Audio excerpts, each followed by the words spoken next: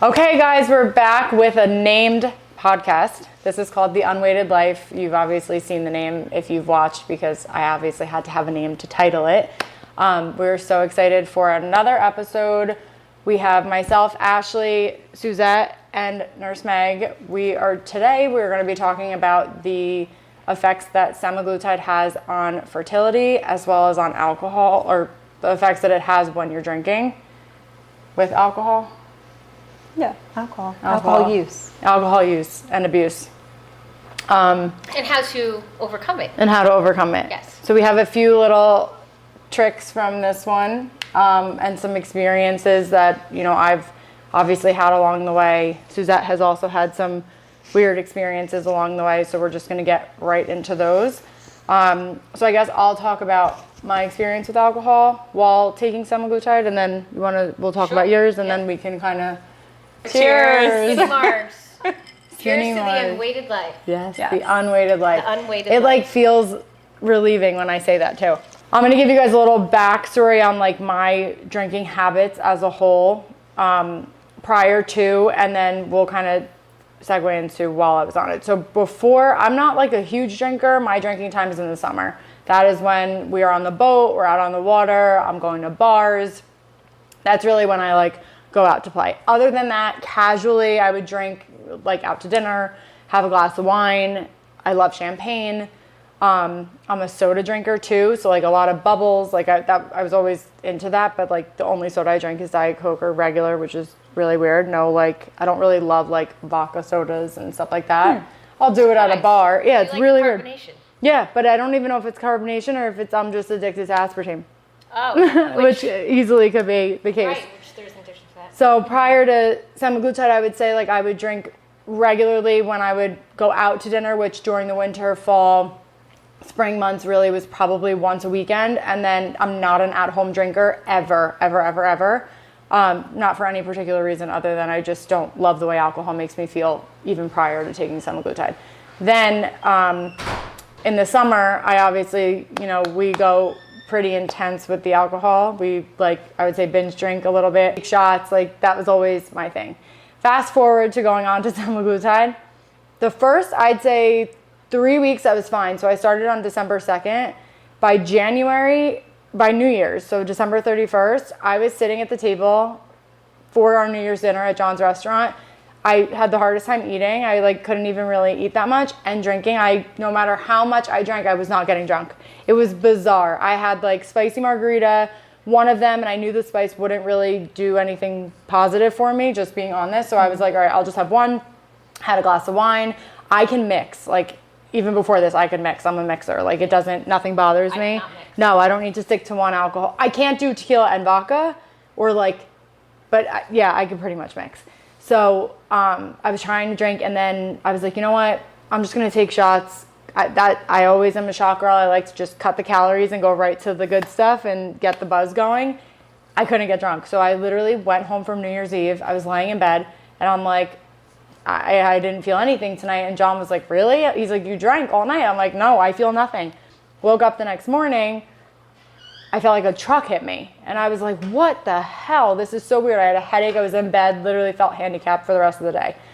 This was still so early that we didn't know that this even had effects like this from alcohol. Right. I remember talking to you guys, and we were kind of just going through it, and we were yeah, maybe. I didn't really put it on TikTok yet either, because I think I made my first video January 8th. So I wasn't hearing from anybody or hearing any feedback. So I just thought this is just a fluke, or maybe it's just because I didn't eat a lot. I don't know. I just thought 1,000 different things. So where I'm at currently, being on maintenance, I can get drunk. I can get a buzz. I don't have a vicious hangover. I think the longer that the medicine was in me, the more I adapted to it. And I'm pretty much, I feel now, back to normal, but I am on maintenance. And I never got sick from alcohol or anything like that. You? Okay, so I had a different experience. And first, start by saying, so you were just detailing last December and January. This was January 2022. Going into 23. So now just explain. December 2022. Correct. So now just explain when you started and your length of treatment time and whether you came on it, whether you're off it. So we're going to be honest. Very honest. On this unweighted life, because I'm going to feel less I was a big drinker, and I actually want to I'm very thankful for this medication, because I think my issue was, which a lot of people have this issue, I was a fast drinker.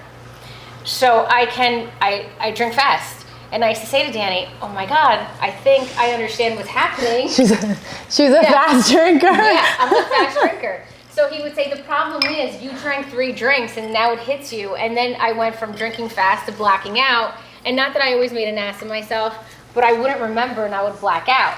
And trying to piece together the night, and how I knew if it was a good night or a bad night was, I would put my hand on his back, and if he turned to me and smiled, then it was a good night. If he didn't, then I'm like, what did I do? And then I would start the texting and my friends, and that was awful. That's the anxiety. sad. Yeah, the anxiety would set in. Anxiety. Set it. I never knew that. And then I have children. Yeah. So that's not who I want to be. And this would happen, like, if we went to a family party, it just really was like, here's the weekend. I almost felt in the habit of drinking.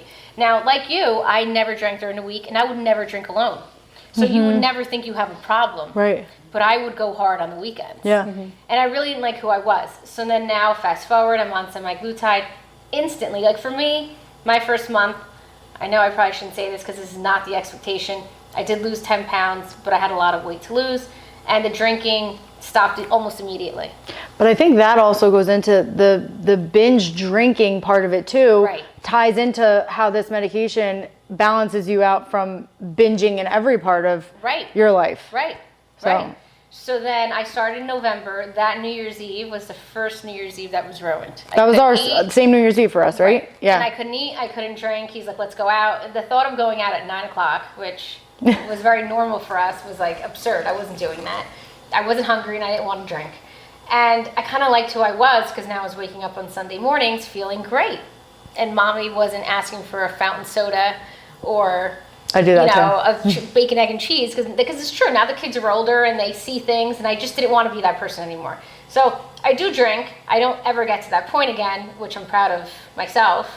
And I'm just cautious, and I guess I'm more, now that it's been over a year, I have a lot of self-awareness in that category. So I'm happy. Good. But I do like the day drink. I'm a day drinker over a night drinker, and I think it's because I feel like I have more control there too. And what about now being on semaglutide? Like, how did that fully affect your drinking? Like you were saying to me earlier, like you didn't even care about alcohol anymore at all. No, like this was fun, kind of deciding what we were going to drink for the podcast, but I definitely never felt like we needed it. Right. It's more as a prop. You know what? It's a prop, but it's also like a social thing. Will I go out and not drink? No. I'll have a drink or two. And now I'm conscious of like the drunk people. And I feel like once you see that, and I'm the type of person, if we go out, like, my friends were fun. When I always come home and I'm like, Danny, if I'm, what is it called? The mother hen, or what is that called? The mother hen. Mother hen. Yeah. If I'm mother hen, these girls were crazy. Yeah. The more crazy you are, the calmer I am. Right. Wish I can go with that. Right. No. Because I kind of like, I need to be in charge now. Yeah. You need a little control. Yeah. I know. I think alcohol is a fun thing. I know it's a fun thing and a social thing, but when I had a little taste of being on the medication and not that I ever needed it, but like I was always more inclined. I was like, all right, I'll drink. And then the most freeing thing was when I would like start going to dinner and everyone's ordering, and I've talked about this before, a bunch of appetizers and a bunch of meals and everything. And they're like, Ashley, what are you going to get? And I was like, I'm just going to pick. Yeah. And people hated that. They were like, "What? You're no fun." John always says, you're no fun to go out to eat with. I don't need to eat a ton of food to be fun. Right. I don't need to drink a lot to be fun. And I feel like even now being at a lower dose of Sema and I can drink, I just liked who I was so much more in those months that I deleted that habit. Yes. Also, now I'll be 29 in the summer, so like your life changes a little bit and you want different things. But yeah, for me, it's like removing alcohol by 70%, I would say it was, until the summer comes. Then that's a different story. You'll see me at Epcot. But we can always like talk about the summer, right? Like, let's see where you're at and like your idea of what you think you're going to be like in the summer compared to what you were like before using this. Maybe different. Yes, to you it seems like it's back to where it was, but it might not actually be. Definitely not. And it's partially maturity. And the other half of it, like last summer, it took so much out of me to be like, all right, I'm going to another bar. Okay, I'm day drinking and then going out to the bar. And it's like, I hold on to it because I'm in my 20s and I want to hold on to that as long as I can before I'm married with kids. And I can't do that as freely as I do now. But in the same breath, it's like, I don't want to do that. So it's okay. Like it's served its purpose. You've done that part of your life. And now it's okay to mature and move forward and take that next step of like maybe not drinking so much and toying with the idea of going sober because I see it all over TikTok and I'm like, this sounds really cool. So 2 observations I have. First, I wanted to thank you guys for being so honest. Yeah. Because you guys don't realize that you guys are just used to being open, honest, blunt. There is such a stigma associated with alcohol use disorder. Nobody actually wants to admit how much they drink. Nobody sits here and just is very candid. So thank you guys for that, because it's what people need to hear. Not many people will open up and say that. I think we're just so quick to just be like, well, everyone's doing it. That's just how it is. Right. The second thing I would like to touch on is recognizing you guys are, what's really unique about us is we are in 3 different phases of our lives. Right. We have a mom, you had kids fairly young, right? Like you're in your 40s, you're getting near that like perimenopause time where you're all talking about it with the moms on the lacrosse field, everyone's complaining about the same stuff, starting to think about empty nesting, right? Going back to that time where your kids don't need you hounding them all the time. They don't need to be watched as much anymore. You're getting that sense of freedom again. You're on the other end of the spectrum where like you're still in your 20s, most of your friends are where you're at, where engaged, dating seriously, living with a partner, right? Like eating together, drinking together, going out as couples. It's very social, right? Like it's all we do is food and drink. And I'm in the trenches of breastfeeding 2 young children, legitimately sucking the life out of me. We just talked about it off camera. Like I'm not even attempting to lose weight and I'm technically like at my best weight, but to me, it's more about how you feel. I'm in the trenches of I'm too exhausted to drink. I don't have interest in drinking because I know at 7:30 a.m.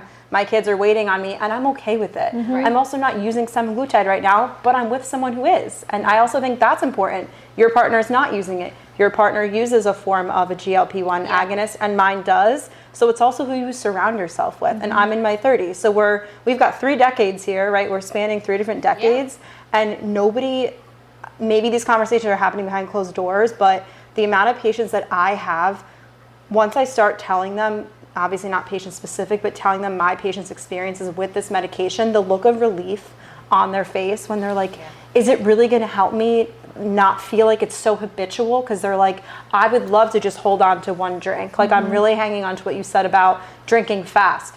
I was going out to lunch with you guys at times and I would sit there when I wasn't pregnant and I would feel like a loser. And that's just me anyway. I would sit there with my 1 drink.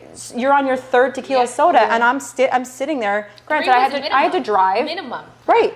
I had to drive, so it's different. But like, I'd be like, oh my god, like I also went away to. I think it's part of getting it out of your system. I liked that you poked on that too, because I went away to school. I was at a 4-year university. I was the binge drinker. If I filled out that alcohol use disorder survey, I was hitting all those marks. You hope when you have kids and when you have friends and family that it's just a phase in their life that they're going to get out of. But the problem is, when do you end that phase? Right. Because we have 3 different lifestyles right now, but all 3 of us could technically still be in that phase. Right. You just find a way. If it becomes a habit, it doesn't matter when you're doing it. Just because you're not doing it during the week or at home, it doesn't mean on those weekends that it's not affecting you. Yeah. And you guys have both identified that, which I think is so powerful. And it's just really nice to hear that it can be looked at as a positive and it doesn't have to be so stigmatized. We're so quick to say that all these other things in your lifestyle, like smoking or I guess drunk driving is stigmatized pretty heavily. Certain medications, this weight loss medication, everyone's so quick to point fingers and be like, why are you doing that? It's not good for you. It's so dangerous. But then at every single event known to man, there's a glass of champagne involved with that. We're just not going to acknowledge that it's causing damage every day. I just think that's... Well, how about the fact too that like people make you feel bad. Like, okay, if I go to a bar and I hold 1 drink, that's what I sip on. That's my chaser for my shots. Like that's how I kind of strategize my drinking. And then everyone's like, you're still on your first drink. You're still only on 1. I'm like, I'm more fun than you without any alcohol in my system. So let's cut it out. But it's true because people make you feel like there's something wrong with not binge drinking. Like, it's ridiculous. But how about all the people who, since talking about this, because I don't know if it stemmed from a video that I had made about alcohol prior, I had a few DMs actually from people saying that they struggled with alcoholism and they do not want alcohol anymore. It's not everybody. I have heard of people who had other addictions and like it's helped, it hasn't cured obviously, but these 3 people that stand out to me literally said, I do not drink anymore. And they had a very, very bad relationship with alcohol. But I just think that this medication heals relationships with a lot of things. I have a friend who, she's on Semaglutide, and she says to me, you saved my marriage. Because her husband said, cut the shit. 3 small kids, not like small, but like, let's say like 10 around. Elementary school. Yeah, elementary school. And the wine was out of control. And she's on a very low dose, kind of like a maintenance situation. She does not need to lose any weight, but she's on it because of the alcohol. Wow. And isn't it so interesting that we actually, do you notice that nobody gives their definition of like out of control? Right. Like my out of control, you'd be like, that's my baseline. And I'm not saying that's true, but at what point are we going to define what's considered the problem? You working, associated with Luco, what is a pour? Have you guys ever, like, what's a pour? Yeah. If a waiter comes over, a bartender, if you order a glass of wine, what's a pour of wine? Like, what's a serving of wine? There's 6-ounce pours, there's 8-ounce pours. Alcohol, there's 1 ounce of alcohol, but then you have some drinks, like the one drink he has, it's like literally every single ingredient is alcohol. So it's different. So if I drink a Drizzy Spritz, which how about an espresso martini? The only thing that's not alcohol in an espresso martini is the espresso. So it's mostly made up of alcohol. Dirty martinis, mostly made up of just alcohol. So like obviously 2 dirty martinis compared to like 1 vodka soda or 2 vodka sodas, you'll be on your ass with the dirty martini and you may be fine with the vodka soda. It's the serving. Your idea of a drinking problem, your idea of a drinking problem, my idea of a drinking problem, totally different. Imagine no one's talking about it. Mm-hmm. It's all behind closed doors. And at what point do we acknowledge that? And I've noticed it since COVID, the amount of patients that come in and they're like, Megan, working from home, Zoom happy hours, restaurants were struggling, small businesses were struggling. You guys probably had events before I started working there involving it because it's just a way to get people to loosen up and you want people to feel comfortable. And I think the peer pressure is without a doubt a problem because it's expected that it's back to when we were kids. You teach your kids, don't give in to peer pressure. And yet here we are as grown adults peer pressuring each other to have a bite of my appetizer, have a bite of my dessert, have a drink, have a shot, let's celebrate. We're always celebrating something. Like at what point? Imagine me half the time hiding my pregnancies. I would literally, it really was ridiculous. It would get to the point where in front of certain family members, I would sit there and I would rehearse with my husband beforehand. I'd be like, all right, I'm going to take a sip of it. And then I'm going to I want you to see if it looks normal. Like I'm going to take a sip, spit it back in while I'm still drinking. And then you're going to drink. Like we're making up all these hidden ideas to just convince other people that I'm having a drink. Right. Where now that I'm clearly not pregnant and I'm just being a mom, nobody questions me. Because now they know that's me and I'm okay with it. I went to your industry party. I drove. I had a drink. I was out on the dance floor. Like you didn't see me up in the corner like, oh, Megan's so boring. Of course, I wasn't bent over Jersey turnpiking like maybe I was in college. I wasn't with my outfit down to here worrying about my boob tape and people were like, get Megan into the bathroom. Like I was that person sometimes where people would be like, I would have to tap someone on the shoulder and be like, we gotta leave.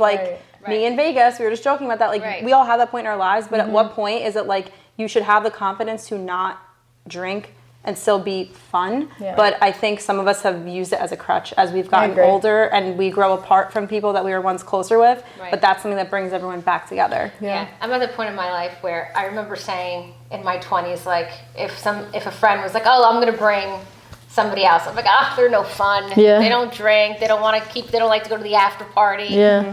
Don't bring them. And now I'm at the point where you just want to leave as pretty as you walked in, you know? I agree. And that's it. But it's also Especially setting a there's- good example for your kids and setting an Right. example for the other people around you. It doesn't mean you can't. Everyone's going to have their nights. Come on. Of course, no. And there's certain nights that you start early, or like, Yeah. you know, on vacation, Susie. Yeah. I mean, I start every day with a pina colada and in a Yeah, floater. yeah, okay. you know. But that's when it's amazing and good to do.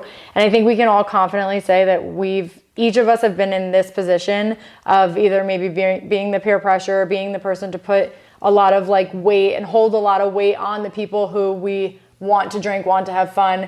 And I think that we've all, since we've done that, are able to sit here in front of you and acknowledge that maybe that wasn't so right of us to do. And maybe, you know, starting this medication obviously opened our eyes to a lot of other things other than just losing weight. And maybe just don't question someone. You don't know what they're Yeah, working through. you You don't. don't know what they're dealing with. You might be pushing a button that they're not willing You to. just said it. Don't question. Yeah, You know. just Yeah. do. And we've all questioned and we've all been questioned. Yes. And I just think that that this comes with maturity too, I think also. Wrapping that up now, how do you feel that this actually legitimately the alcohol has effects with semaglutide? So interestingly enough, obviously studies now are being conducted more than ever. Your best study is a randomized control trial. All that means is you give one group the intervention, the other group doesn't. That's your best type of real study. Then you have like your observational studies. I give you guys both a survey before, you fill it out. I introduce the intervention, like the semaglutide, and then you fill out the same survey months later, right? That's technically a study, but it's not as, there's a lot of variables going on there, right? Like there's reasons that you guys could have changed your answers other than the semaglutide, and that's where it's still a study, but it's not as valid as a control trial. They've been doing studies on other drugs within this class, and this is what I beat to death all the time. This is not a new class of medications. They've been studying this class of medications with things like liraglutide and other diabetic medications that all have the effect on the GLP1 receptor. So this is not new. Only recently, though, are they really honing in on using it in non-diabetics. Specifically the tirzepatide and semaglutide. It's been studied a lot, mostly in rodents and rats, which is unfortunate because it's not humans. They have done some studies in non-human primates, so not humans at that point, but still non-rats. All I've gleaned from it so far is they do think there's a interaction with the mesolimbic pathway. Which is? It's the part of your brain that involves functioning, brain processing, making decisions, taking, you know, using your judgment, behaviors regarding reward, craving, satisfaction. Judgment calls. Chocolate makes me happy. So the GLP receptors are involved with that pathway. So there is something else that I found was interesting, and it wasn't necessarily semaglutide. It was a different GLP agonist medication within this class. They found that it was more effective, and this was specific to alcohol use. They basically exposed rats to alcohol. And then I actually want to see that. Like, I want to see the study. they exposed. I want rats. them racing in my I house. want to be like, Clase Azul for you, Casamigos for you. So that's what they did. They basically gave them alcohol. You get Tito's. Introduced, We don't like you as much. They introduced the medication, and then they saw what happened. It didn't just change, it changed multiple decision-making pathways involving alcohol. But what's interesting is in some of the studies, it was more profound in male rats than female rats. And after stopping treatment, the effects persisted. They still noticed those rats were not choosing alcohol. No way. Yeah. So it not only affected their choice of alcohol versus a non-alcohol, but it also affected the amount of alcohol. That's unbelievable. More in men. The male rat. Multiple outcomes. Okay. But in general, they noticed it didn't just say, okay, this rat is drinking less. It also chose, not only did it drink less, but it didn't choose alcohol as often. So two different outcomes. But they also noticed in certain studies it was more profound with males versus females. They announced there's limitations, right? They have to continue to repeat the studies because the more you duplicate the studies and you get the same results, you're more confident that it's accurate, right? These are all just claims. There's no proof. Studies are just claims and associations. We're not proving anything. It's always just we assume X amount of time it's going to be the correct answer. So just know the studies are out there. They're now continuing to really involve semaglutide and tirzepatide specifically, not just with diabetic patients. And I think the human studies are going to be coming, but most of your studies right now are about rodents and rats. Okay. So going back, in the beginning when I had first started semaglutide, I was dealing with that whole issue of not being able to get drunk. In turn, that then led me to probably, so like I would say last spring, I wanted to drink way less, like way less. That was when that kind of started to happen. But then I got a little bit of those alcohol cravings back sort of when I went to into the maintenance realm. I have a friend who kind of just started Sema probably like 2 months ago. She literally, we go out, she actually doesn't even want to look at alcohol. She's not repulsed by it because, you know, we all have those foods that we're repulsed by from being on this. Mine is like fried foods. But she literally will look at it and just be like, I just don't want to drink. She's like, I don't care to be drunk. It just like legitimately turned off in her brain, which is so crazy. It took away the reward. Yeah. It takes away the craving. And then over time, you crave it less because you already know in your mind you're not going to get that reward. So it's so wild to me. It really is wild. So you're saying like when I was taking it and I wasn't getting drunk, the reason I was so like uninterested in it was because I knew I wasn't going to have the reward of being drunk. So it was like, why do I do it? Which then leads me to believe like, yeah, she's not an alcoholic. She just likes the reward of being drunk. Right. I pulled up a chart from the study related to alcohol related responses to this class. And there's 6 things that change. The amount of drinking decreases. The reward from alcohol, the alcohol-induced reward decreases. The motivation behind it and the alcohol-seeking behavior decreases. The memory of that reward decreases. So you forget that it gives you that good time. You also see a decrease in relapse drinking. Now, these are all questions from the alcohol use disorder survey that we should try to fill it out one time for fun. Not that that's fun, but relapse drinking, people that drink because they're trying to avoid the hangover. Oh, if I stop drinking, I'm going to get the shakes. I'm going to get withdrawal symptoms. I'm going to feel even worse. Let me just have that drink. Hair of the dog.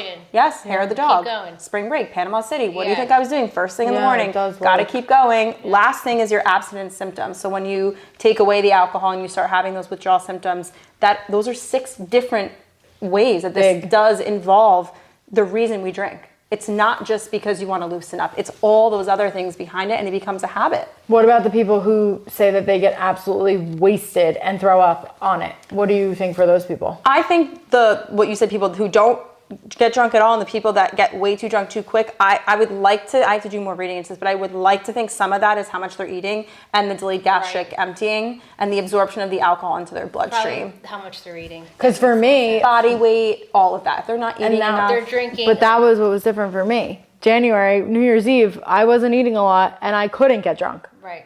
So I have those days though. Right. But like where does that, like drinking. what's happening? What's going on that's actually happening? Like, and then that person who also didn't eat a lot and then now she's going and throwing up. I've never got, like, I can count on one hand how many times I've gotten sick from drinking. I never really get sick. With this? Yeah. No, before. Like I never really get sick from alcohol. I feel like just knew my balance and there maybe 5 to 10 times if at most. Can't relate, but... What? Oh my God. I was not a big thrower-upper. It's the food. Like I notice if I have oily food with semaglutide and drinking, then it's over. But it's over at like if I go to bed at 12, it's over at 3 in the morning. In the middle of the night. Middle of the night, my mouth gets watery. I'm like, oh God, here we go. And I'm not drunk. It's just something didn't mix well. And what do you feel in that? Well, that made me think too. I used to love eating after I drank. That was always my thing. Too. And then I stopped doing that when I started this. And I love McDonald's. Like that was my favorite. I wanted. Then we would get it while I was on this because I'm out of habit. I was like, okay, let's get McDonald's because I knew normally I want that. But then I would start to get a little sad. I'm like, wow, I don't want to eat that right now. But then I had lost that really fast. You want to know what I think? What? So I have a memory attached to bad food. So anytime I think I want McDonald's because it's after a night of drinking and that was my norm, I think about the person who found the hamburger in the closet and it was still perfect. So like I associate with that. I'm not eating that hamburger. It's a negative feedback. I associate it with something because of Sema or just in general to get yourself to not have McDonald's. Why would I ever think about that? Off semaglutide, I would never think about that hamburger right in the closet. Now you're thinking twice. Yeah. Interesting. And I had a thing with meat for a while too. I couldn't really have meat. Funny you say that because on Sema, I didn't react that well to red meat anymore. Well, red meat, and I actually go over that in my consultation. I say things that are red meat, really carby foods, fatty foods, cheesy foods, creamy things that are already hard for you to break down. I always recommend digestive enzymes if it's just unavoidable. But that dinner, that late dinner, this is what I say patients, think about it. Red wine, penny vodka, cheesecake, steak, good luck. Literally so have good fun though. because it's gonna sit like a rock, and without fail, 3, 4 a.m., it's going to expand and it just sits there. And you have the reflux, and the that burps. you have that feeling. It's the burps. right. I haven't had the burps in a long Thank time. God. I only had That them was in the horrible beginning. Red wine. There was one really bad. That goes in my meat category. I cannot drink red wine. See, I could do red wine now, but I've can't. actually. I don't want to. Like, I see it, I'm like, ooh. I don't, and then rosé. Can't do rosé. Really? I can do champagne. I like to. Let's talk about this too, because this for me was like the best feeling. And this kind of goes against like what we've been saying, but I used to strategize my drinking all based on my weight, right? So I was like, okay, if I'm dieting, I'm only going to drink things that have a really low calorie count. So that's like just shots of tequila. And I'm going to maybe mix it with like Diet Coke, but you're not drinking any fruity or sweet or high in sugar drinks, whatever.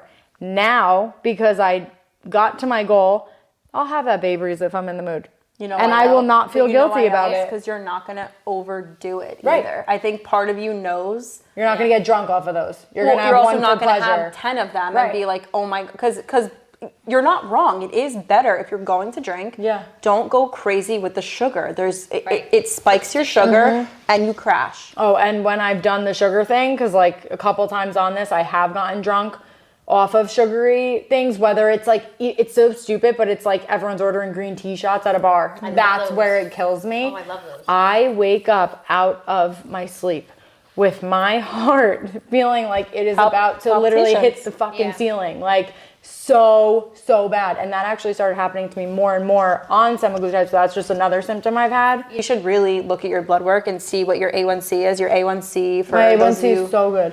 Oh, okay. Still? So good. Still? As of July. So it's almost a year. July. So an A1C only catches your good. See, your A1C only catches 3 month snapshot of your blood sugar. So we should recheck it and just see where Can you're we do at. it? Don't hurt me though. I'm scared. Can I have numbing cream? Numbing cream. You cannot. I'm such a baby. You cannot. I promise I'm good. It'll be like being kissed from an angel. I get nothing but compliments about my. I've had multiple patients who were like, I avoided this like the plague because I was afraid. We're a much chill environment. You just watch the TV and fine. Something else I've been talking about to some of my patients, there are some supplements out there that assist with stress-related eating, so I've been recommending it. There's something called Relora that I've been talking about to some patients in the office. If I listen to them and they continue talking and they're giving me vibes that they're eating because it's stressful to them, I will recommend Relora. It's not like a prescription, it's a supplement, and it's a bunch of different herbs put together that the thought is it can help with anxiety, stress, that results in binge eating. It's not like a benzo, like a Xanax or I'm not sitting here making those claims, but I tell people give it a try. If you With find, the Sema? if you find that's your issue. That may be what, that may be good for people on maintenance, because when I was like on a higher dose, I didn't think about it at all. But now obviously that comes back. But the best part about Sema is like those thoughts come back, which is kind of nice because you learn how to really cope with them and like how to train yourself. Because someday maybe you won't be on this, and it is good to know those habits, even though we've talked about this, like it's not in everybody to just be able to keep the weight off and, do that. But I think that maybe is something good, like for the maintenance patients like myself, to kind of add that in just to kind of balance out. I mean, I want to ask you about berberine, but I don't. Berberine was compared to metformin in clinical trials. So metformin. Why would someone need it though? Berberine's nice for control of blood sugar. It does have antioxidant properties. It's good for people who aren't necessarily looking for that aggressive weight loss. It does have effects of weight loss, but nothing's going to touch the GLP agonists. Right. No one should get off of Sema and then berberine. Berberine is your supplement with Sema or tirzepatide. I think you could try it, but when you start getting into these claims that it's the same and it's just as it's not the same efficacy. People have commented that also on some of my videos saying, I just take berberine, it works. It does, and it's. I think people's minds are strong though too. Yeah. I think like that a person Mine's who says not. that, It does control your blood sugar. So I don't want to like totally say it's not the claim, but like metformin, I would never hand someone metformin and be like, oh, you're going to lose X amount of pounds. I can guarantee it. Right. Semaglutide, I never guarantee it, but I'm very confident, right? At this point, people are placed on metformin as a first-line diabetic medication. My women with PCOS, my women who have blood sugar issues who are trying to become pregnant and they can't maintain pregnancies, we put them on metformin because that does control your blood sugar, which should translate to weight loss. But it's not the same. It's not going to curb your appetite. Is that your cravings? When it lowers your blood sugar? No. That's it's actually working with the pancreas, with the insulin secretion. Okay. It's that secret, that third side effect that I talk about that people don't feel it happening, but it is helping. And that's the key to when I explain to patients, I don't know, you might need that help. And that's why when semaglutide is gone and it's out of your system, your body goes back to what it was doing before. Wait, so why are people so fertile on semaglutide? Or are they? Ironically, people, a lot of the question girls in like their 20s will ask me is this going to make me infertile? And I always explain to them, I'm actually more concerned about what you're using for family planning, because if you're not, you really need to start paying attention because people are getting pregnant. Remember that third thing I was talking about, the 3 ways, right? Delayed gastric emptying, delayed cravings, suppress appetite. Your third thing is your insulin secretion, helping out with the insulin resistance, helping with blood sugar control. It fixes that underlying issue that a lot of girls have. And that's why some of them can't get pregnant. So women that have fertility issues, there's many reasons, but sometimes it's that unknown cause. They put them on metformin if they have like PCOS, which is polycystic. All that matters is hormonally, there's something going on with their blood sugar. Their blood sugar is not well controlled. Same with the thyroid. The 2 reasons why a lot of people cannot get pregnant is thyroid is not well controlled or not working properly, or their blood sugar is not well controlled. You fix those things, boom. Pregnancy happens. Not only does it occur, it lasts. It sustains. You hear about those frequent miscarriages. They usually are working to fix what's going on. Is it a uterus issue? Is it a hormonal issue that's fighting that? Like, why is it failing? So a lot of people are accidentally getting pregnant because maybe they're taking the pill, they're not taking it on time, delayed gastric emptying, delayed absorption of the medication, the medication's not entering the bloodstream the way it was as efficiently, and baby. And we're not taught in school like how pregnancy really works. I mean, not to discredit, because that is so true, what Meg said, but did you ever hear of people, because I have like a couple stories, like one woman that I know, she was told she was infertile, went to like a Bruce Springsteen concert with her husband, had the night of her life, banged in the car, and got pregnant. No. MetLife? Yeah, probably. They should name the kid MetLife. I think it's Grace or something. Or Bruce. But my point is, like, when you're not thinking about it, like I couldn't get pregnant with Bella and there was nothing wrong. And I said, you know what? I'm just going to work on my body and I'm not going to give a shit. I want to get really fit. And then in 2 months I was pregnant. Like, you just really, the more you want it, I feel like sometimes that stress is such a real thing. 100% stress is a component. So, like, if they're saying, you know what, I'm going to take care of myself, I'm going to get on semaglutide, I'm going to work on my body. And just not think about it. And they're eating better. Like, there is the confidence, the anxiety, the stress. That's 100% a component. When you want to get pregnant, you legit have sex, then you sit there and you marinate, and you think of all these things, and you're like, get in me. Like, you're like, please. Ride up. You overthink it. Yeah. And that's... Now I'm like, please don't do it. Yeah, no. Please don't do it. Now I'm like, he sniffed. I'm like... Yeah, you're like, I can do whatever I want. I know. But yeah, no. Well, I swear, sometimes, and I know that if you are my age, you're thinking about this too. Sometimes I've done some really stupid things in the past as far as like not being cautious about family planning. And I'm like, am I infertile because I should have been pregnant? And my mom always tells me, she's like, Ash, it's not that easy to get pregnant. There's only how many days a month? You ovulate. Right. Yeah, but that's what's interesting is what people don't realize is like the sperm can live. And then think about this, the egg hangs out and the egg's like, you're going to fertilize me? You're going to cook me? They wait out. They're a little desperate. They wait for the sperm. They hang out for a couple days. So then if you think you're in the clear and you're like, it's go time, it can happen then too. Right. So the window, but for some people, their ovulation window is this big. Other people, it's this big. So you might take your birth control pills. Yeah. Because same time, every day. Yeah. So that is why you could find yourself being fertile while on sema. Say it as much as I wish I could, because I just feel like it's not up to me to make this comment, but I'm going to say it here because it's a safe place. I really think that this is a preventative tool. I agree. I really do. I think that this is going to prevent, I cannot wait to see, I can wait because I don't want to rush my life, but where my grandparents are right now, when I get to that point, having done this at such a young age and really controlled myself, and look at how much sugar, how much less sugar, less of everything I'm consuming than they all probably did at my age. Cancer is... sugar is not equated. What is the word I'm looking for? I mean, sugar is cancer, basically. Yeah. Sugar, preservatives. Yeah. And we can't avoid it. And that's You another can't thing. avoid it. So if it I'm makes not- us eat less of Yeah, but I it, don't wanna then eat that's potato amazing. chips. I don't want to eat. No, I don't want them pantry. either. I don't want them either. I love a bowl of strawberries. Whole food. Yeah, I do enjoy cucumbers. Yeah. I'll want a little bit of salt. Like I don't want the chips Your whole palate changed. because I get thirsty. So I don't want anything that's going to make me thirsty. The If that first makes thing sense. that when I was talking to her about going on it, the first thing she said to me was the craziest thing is I just want smoothies, fresh foods, Yeah. vegetables all the time. And I was like, really? She's like, I never wanted them as much as I want them now. And then when I started taking it, I was like, holy shit. I can't even tell you the last time I ate a deli sandwich. Like that would make me feel disgusting. I had one Sunday. Did you? I had a mini from Jersey Mike. But she had a mini. And it's not okay. because And it was turkey. and you Come on. probably could have eaten a full one Banana still. peppers. So good. But you could have eaten a full one still, right? No.